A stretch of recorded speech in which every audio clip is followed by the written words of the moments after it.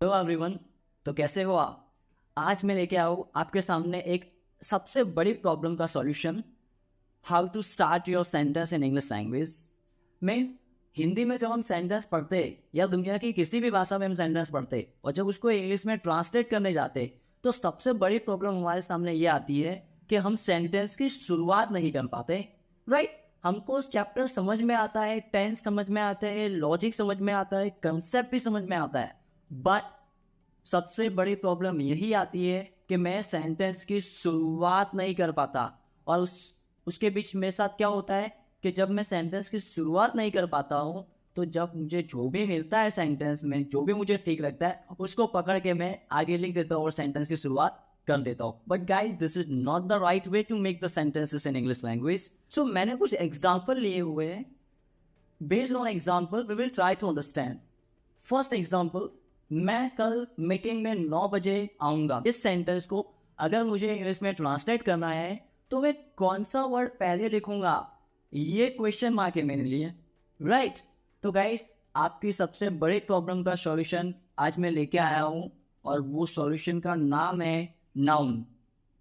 सो आप कोई भी सेंटेंस की शुरुआत करते हो इंग्लिश में तो सबसे पहले आपको किस चीज की जरूरत पड़ती है गाइस?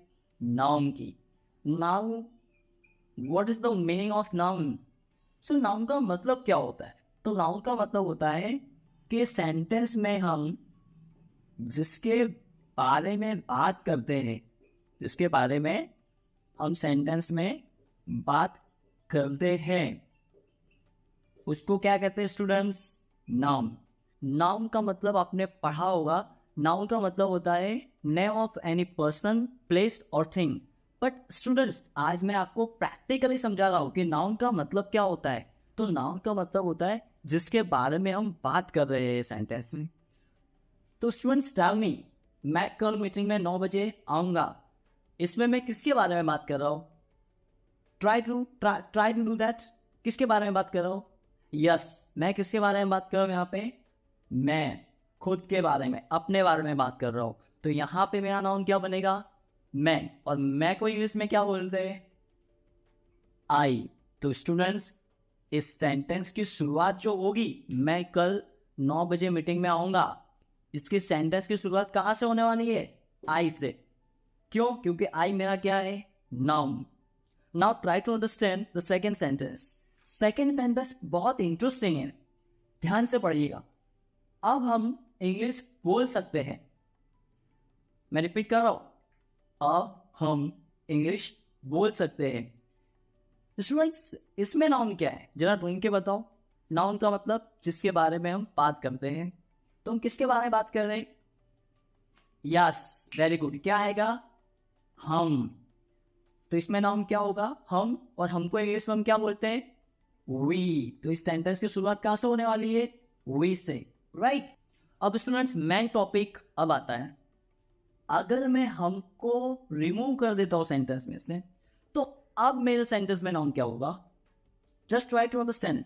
अब हम इंग्लिश बोल सकते हैं, मैंने हमको निकाल दिया, तो अब सेंटेंस क्या बचा?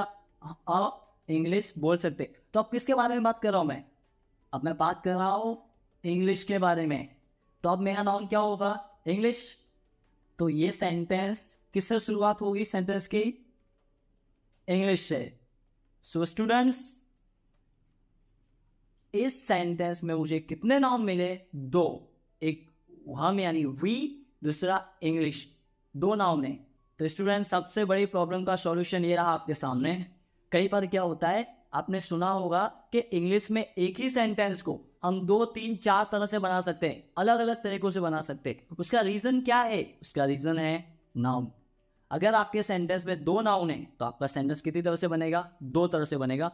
अगर आपके सेंटेंस में 10 नाउन आते हैं स्टूडेंट्स, तो आपका सेंटेंस कितनी तरह से बनने वाला है? 10 तरीके से बनने वाला है। अंडरस्टूड?